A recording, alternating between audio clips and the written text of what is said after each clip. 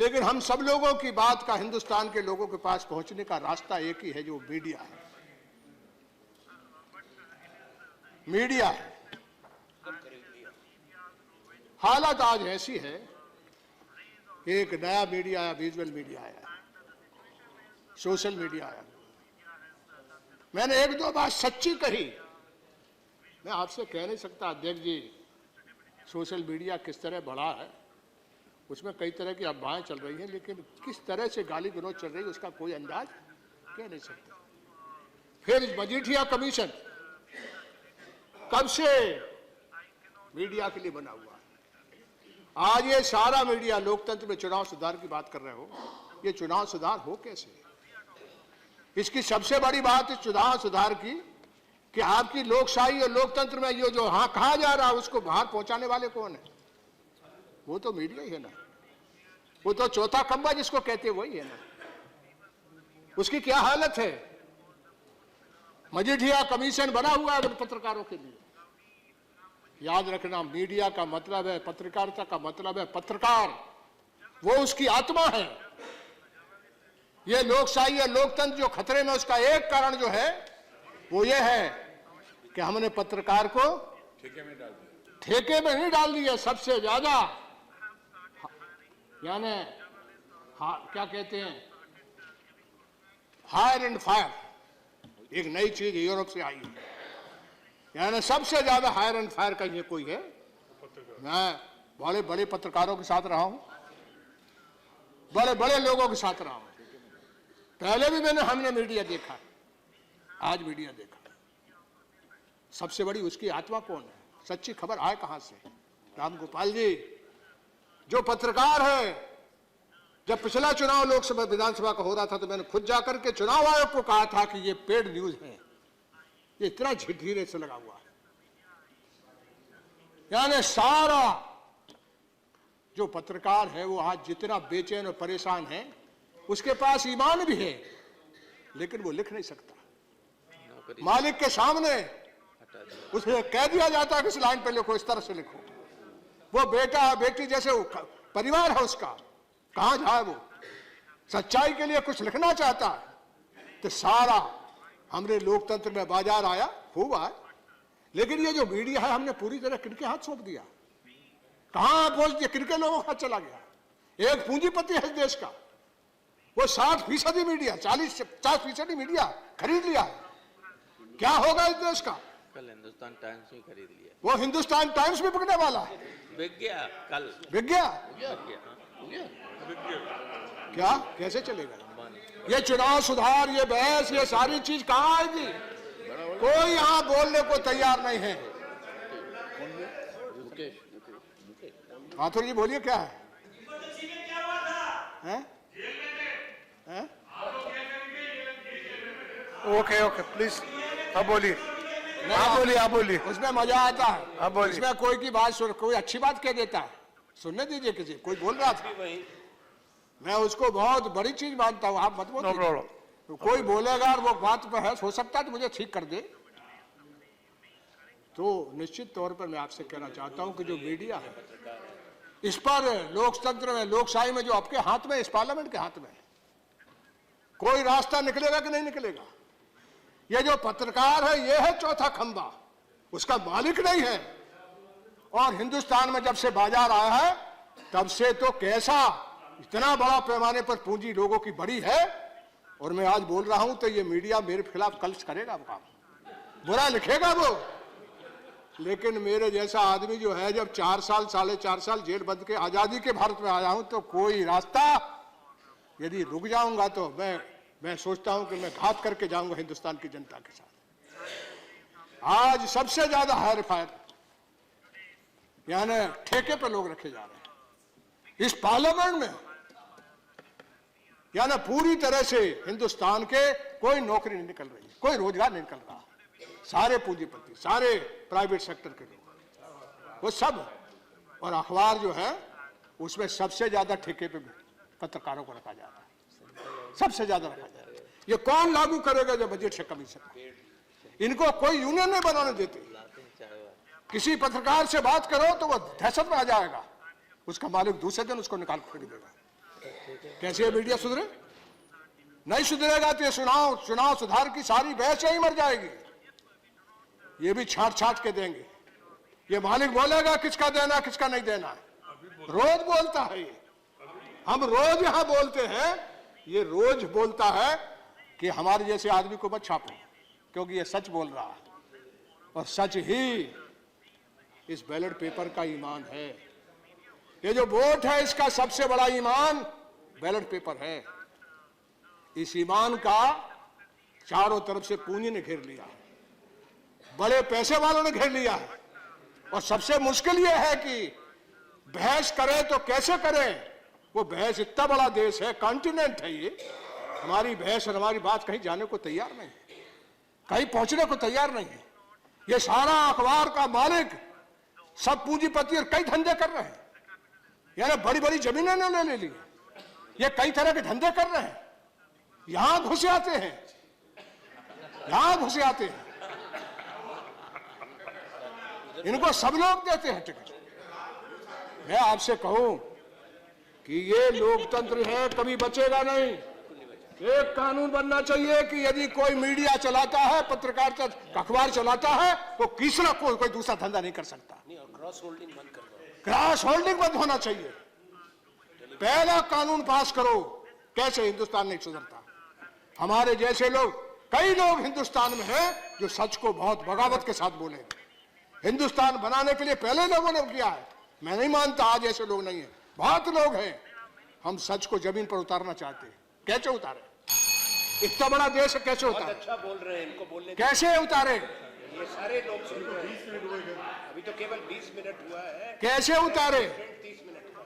यानी ये पूरा का पूरा जो चौथा कमरा है उस पे इमरजेंसी लग गई, आपातकाल लग गया है, अघोषित आपातकाल लगा हुआ हिंदुस्तान में।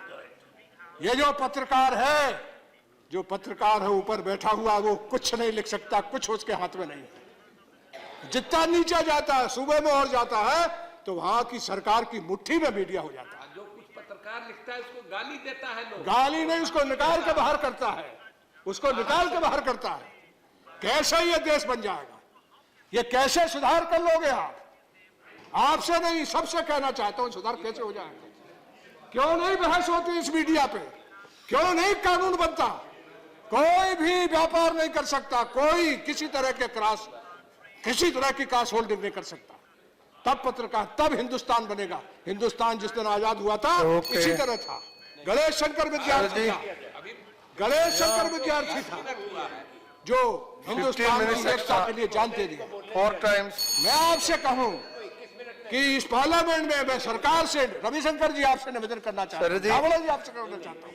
आज आप यहाँ हैं, हम हैं यहाँ, कल चले जाएंगे, लेकिन आने वाला हिंदुस्तान का जो गरीब आदमी है, मजदूर है, किसान है, उसके बाजू में लोकतंत्र नहीं, दूर हट गया। उसके बाजू में लोकतंत्र नहीं है। कितने ही तरह से स्टैंड अप करिए, कितने ही तरह के योजना बनाइए, आपकी कितनी तरह की कौड़ी ताकत लगेगी। इनने भी लगाई, मैं नहीं मानता कि लोगों ने किया।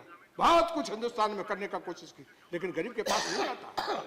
वो गरीब के पास नहीं जाता है। यानी पेड न्यूज तो जो है, मैं पिछली बार गया था जब इनका यहाँ चुनाव हो रहा था, तो मैं 3 अखबार के लिए गया था। उन अखबारों में मेरा छपने बंद में पूरा महीने भर कंपेन कर रहा था, उनमें एक लाइन मेरे बारे में नहीं आई। मेरे बात भाई आज भी नहीं छापेंगे, आज भी वो नहीं छापेंगे, क्योंकि वो मालिक बैठा हुआ है। वो सारे पत्रकार हम मेरी बात को हृदय से जब्त करेंगे, लेकिन उसका मालिक उसको तबाही करें, अभी उसको तबाही करें। मैं आपसे कहता हूं कि कानून इसका बनना चाहिए। जब लोकतंत्र से तब सुधरेगा जब आप अखबार का मालिक जो है वो धंधा एक करेगा, एक या तो वो पत्रकारिता करेगा और नहीं तो दूसरा धंधा नहीं करेगा। दूसरा धंधा वो बेईमानी करने के लिए अखबार चला रहा है, अखबार बेईमानी करने के लिए चला रहा है, लोकतंत्र का नहीं चला रहा, हिंदुस्तान के किसान मजदूर का नहीं चला रहा। अखबार के मालिक एमपी बनेंगे कि नहीं बता दीजिए जरा। वो सब चीज की बहस हो जाए, वो सब चीज की बहस हो जाए। जिस दिन मालिक अखबार का मालिक जो है उद्योगपति नहीं होगा, तो जरूर पत्रकार को लाइए। शरद जी बहुत टाइम लिया आपने। देखिए मैं निवेदन अंत में यही करना चाहता हूं कि मैं 10 सवाल नहीं उठाया, अभी उठाएंगे। मैं 10 सवाल नहीं उठाया। मैंने बहुत से सवाल उठाना चाहता था, लेकिन आप कह रहे हो कि वोट तो ईमान है। हिंदुस्तान के लोकतंत्र का यदि कोई एक मतलब है तो ये वोट ईमान है। ये ईमान खतरे में है। इसे बचाने के लिए पहली मैंने आपसे शर्त रखी कि मीडिया जो है वो पूरी तरह से जनता से काट दिया गया है। उसके मालिकों ने हिंदुस्तान की जनता से उस मीडिया को पूरी तरह से अलग कर दिया। एक नंबर 2, ये जो आपका ईवीएम है, मैं पक्की तौर पर कहना चाहता हूं कि मैं इसके खिलाफ बहुत लड़ा। ओके अडवाणी जी भी साथ थे, चंद्रबाबू भी थे। ओके हाँ, लेकिन सुप्रीम कोर्ट ने जो बात कही है, एक बड़ी बात कही है, वो पैसा उसमें लगेगा, लेकिन लोकतंत्र के बचाने के लिए वो पैसा बहुत ज्यादा नहीं है।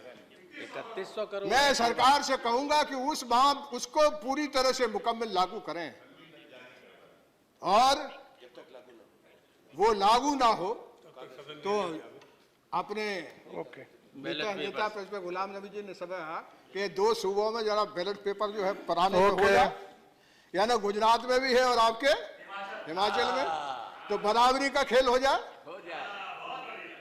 और यदि पक्का तौर पर आप जो सुप्रीम कोर्ट का आदेश है उसको लागू करने के लिए उसमें 13 पत्र लिख चुका है। आपका चुनाव आयोग जो है वो 13 पत्र लिख चुका है।